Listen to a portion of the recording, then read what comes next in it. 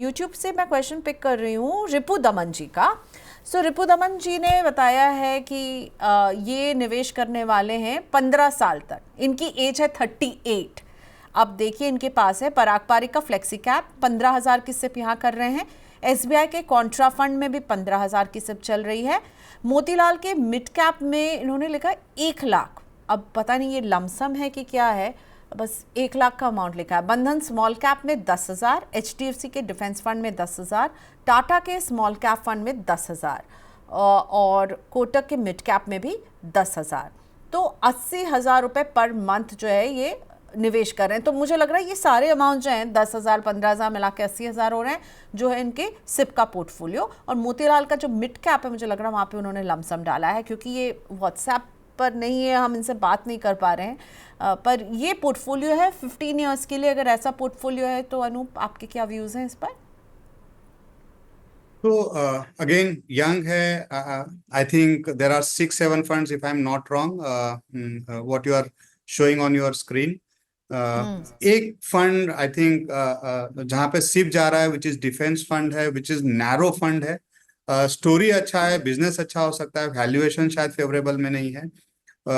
तो मेरा ऐसा मानना है कि वो वहां पे रीलुक किया जा सकता है। कोई एक ब्रॉडर इंडेक्स में मोमेंटम है या 500 इंडेक्स फंड है, निफ्टी फंड है, इस तरीके के फंड्स में अलोकेशन किया जा सकता है। अज्यूम करते हैं कि 80,000 रुपीज का एसआईपी है अगले 12 महीने के लिए, 12 साल या 15 साल के लिए अगर हम करते हैं तो ऑलमोस्ट अगेन 12% का एनुअल रिटर्न्स अगर हम लेते हैं पोर्टफोलियो के ऊपर, क्लोज टू अराउंड पोर्टफोलियो हो जाएगा 2.5 करोड़ से 2.8 करोड़ के आसपास। 12 साल के लिए करेंगे तो 2.5 करोड़ हो जाएगा। अगर हम सेम चीज 15 ईयर्स के लिए अगर हम देखते हैं तो this same will become same 80,000 that will become 3.8 crore. So 2.5 crore से लेके 3.8 crore that is what the portfolio value धनराशि दिख सकती है अगले 15 साल के बाद में। कोशिश या हम कहेंगे कि आप कोशिश करते रहिए कि इसे अनइंटरप्टेड मैनर में करते रहिए and this is reasonable value 2.8 to 3.8 crore could be reasonable amount. Okay चलिए, सो ग्रेट गोइंग। अगला क्वेश्चन, इनफैक्ट अगला जो है वो पोर्टफोलियो नहीं क्वेश्चन ही है, ऋषिकेश का क्वेश्चन है और मुझे लगता है बहुत इंपॉर्टेंट क्वेश्चन है। ऋषिकेश के इस क्वेश्चन के जवाब से कई और लोगों को मदद मिलेगी। वो पूछ रहे हैं कि भाई पोर्टफोलियो को कैसे मुझे रिव्यू करना चाहिए।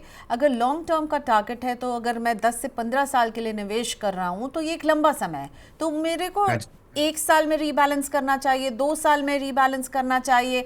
मार्केट की वॉलेटिलिटी जो है वो बनी रहती है और वॉलेटाइल मार्केट में आप खुद अभी कह रहे थे अगर आप सिप कर रहे हैं तो वॉलेटाइल मार्केट का आपको फायदा मिलता है। तो ऋषिकेश को आप क्या बताना चाहेंगे? अगर लॉन्ग टर्म का नजरिया है तो अपने पोर्टफोलियो को कैसे रिव्यू करें, रीबैलेंस करें? तो रिव्यू काफी इंपॉर्टेंट है प्रियंका जी। मेरा ऐसा मानना है कि उनके जो भी एडवाइजर है, मित्र है, जिनसे वो सलाह लेते हैं, कम से कम 6 महीने में एक बार उनके साथ में चाय या कॉफी की एक मीटिंग की जा सकती है।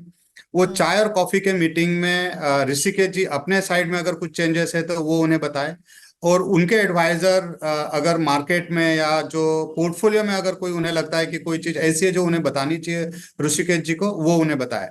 तो ये just as an interactive session होना चाहिए, once in a 6 month bare minimum, जिसे हम रिव्यू बोलेंगे, एकदम review. If there is no change, अगर ऋषिकेश के साइड से कोई चेंज नहीं है, एडवाइजर के साइड से अगर कोई चेंज नहीं है, they can continue the portfolio.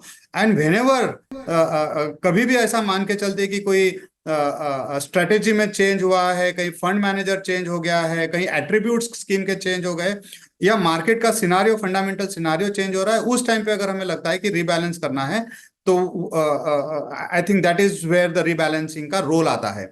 It is not fixed कि साल भर जाने के बाद में एक रीबैलेंस होना ही चाहिए। टैक्स लॉस हार्वेस्टिंग एक होता है जो हर साल में एक बार, क्योंकि गवर्नमेंट ऑफ इंडिया 1,25,000 तक हमें टैक्स फ्री इनकम देता है, what ever the capital gains अगर होते हैं उसके ऊपर हमें कोई टैक्स नहीं लगाता है। तो वो एक टैक्स लॉस हार्वेस्टिंग का एक जो मैकेनिज्म है उसको हम फॉलो कर सकते हैं।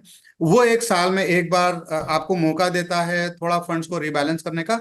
एल्स नॉट नेसेसरी, ऐसा जरूरी नहीं कि हर साल में एक बार आपको पोर्टफोलियो को रीबैलेंस करना ही चाहिए। लेकिन रिव्यू जरूर करना चाहिए, साल में 2 बार रिव्यू जरूर करना चाहिए। यानी चाय पर चर्चा करते रहिए अपने एडवाइजर के साथ, थोड़े से एक्सचेंजेस हो आइडियाज़ के, और समझते रहिए।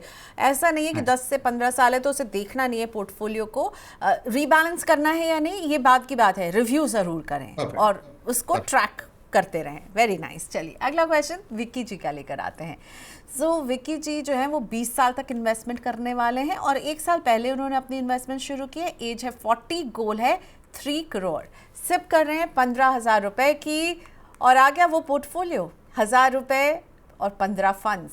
ओके सो विकी, आपको 15 फंड्स की ज़रूरत है या नहीं ये तो मैं अनूप जी से ही पूछूंगी, लेकिन हाँ 5% का स्टेप अप 15 फंड्स में, हर में 1,000 है, तो मैं सिर्फ स्कीम्स के नाम ले रही हूँ। Tata small cap, Bandhan small cap, Motilal Oswal का small cap, okay, 3 small cap, Edelweiss mid cap, White Oak mid cap, Invesco India का mid and large cap, 2 mid cap, 2 mid and large cap, एक इन्वेस्को का, और अगला है मोतीलाल ओसवाल का mid and large cap.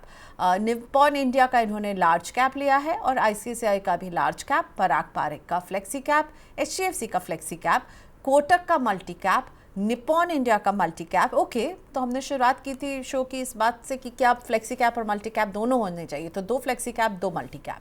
SBI का ELSS fund भी है इनके पास, और एसबीआई का कॉन्ट्रा फंड भी है। ओके, सो इनकी क्वेरी है कि क्या इस पोर्टफोलियो में कुछ इम्प्रूवमेंट की, कुछ बदलाव की ज़रूरत है। हर कैटेगरी में मैंने 2 फंड्स चुने हैं, क्या वो सही है?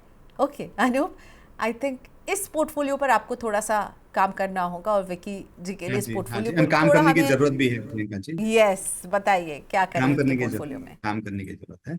तो एक पहली बात तो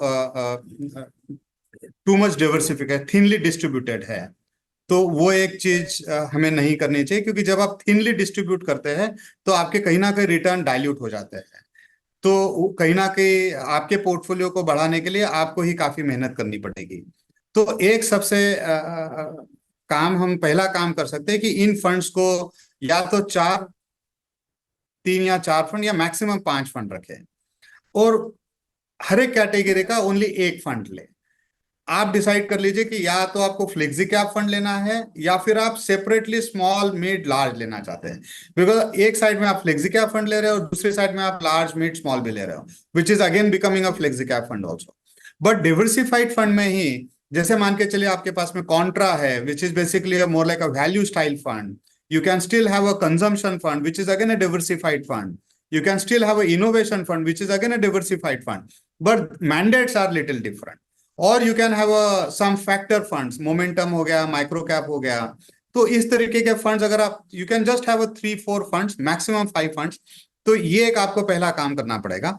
दूसरा, अज्यूम करिए कि आप जो 15,000 रुपए की एसआईपी कर रहे हैं अगले 20 साल के लिए, अज्यूम करते हैं कि अगर आप 5% का स्टेप अप करते हैं, आपका आपका जो कॉर्पस फ्यूचर वैल्यू 15-20 साल के बाद में दिखेगा क्लोज टू अराउंड 1.5 करोड़ के आसपास। आप 5% स्टेपअप की बजाय अगर आप 10% स्टेपअप करते हैं तो 1.5 करोड़ के बजाय वो हो जाएगा 2.2 करोड़। फिर भी जो आपका गोल है, you are falling short of your goal. आपका गोल है आपको 3 करोड़ करना है। उसमें 2 चीजें हो सकती है, या तो आप 30,000 रुपए का एसआईपी करें with 5% step up, you will achieve 2.9 crore, which is closer to your goal. या फिर 15,000 के बजाय आप 20,000 की एसआईपी करें और 10% का स्टेपअप करें, तब भी आप 3 करोड़ का अचीव कर पाएंगे। So I am giving 2 option to you. One is 30,000 rupees of SIP, double your SIP amount, but step up आपका सिर्फ 5% होना चाहिए, तब आप 3 करोड़ कर पाएंगे। या आप बोलिए कि मैं 15,000 के बजाय मैं 20,000 की एसआईपी करूंगा और स्टेपअप में हर साल 10% बढ़ाऊंगा, तब भी आप 3 करोड़ कर पाएंगे। सो मैं 3 सजेशन दे रहा हूं। एक तो नंबर ऑफ स्कीम को आप कम कर दीजिएगा। You don't need 2 schemes in every each category. Make sure that the portfolio is complementary to each other, not the duplication. Remove the duplication in your portfolio. Second, SIP के अंदर मैंने आपको 2 option दिए, 30,000 with 5% of step up और 20,000 rupees SIP amount with the 10% of step up to achieve your goal of 3 crore. Okay, और 15 से आप कह रहे हैं कि भाई 5 या 6 funds are enough? 5 funds are enough, मतलब वो भी ज्यादा हो जाते हैं, but 5 funds not more than that. Okay Vicky, so काफ़ी सारा होमवर्क अनूप जी से मिल गया है। आई होप कि आप इसको फॉलो करें। बहुत इंपॉर्टेंट है आपके अमाउंट को बढ़ाना, क्योंकि अगर 5% का ही स्टेप अप आप करने के लिए रेडी हैं तो आपको जो सिप की अमाउंट है उसको अभी आप 15,000 की करें, कम से कम 30,000 होनी चाहिए। 30,000 हो सकता है आपकी जेब अभी अलाउ नहीं करे तो फिर 20,000 की आप SIP कीजिए, मतलब 15,000 में और 5,000 ऐड कीजिए, पर 10% का स्टेप अप, तभी 3 करोड़ तक पहुँचेगा। और इतनी स्कीम्स की ज़रूरत नहीं है, उसका ख्याल रखिए।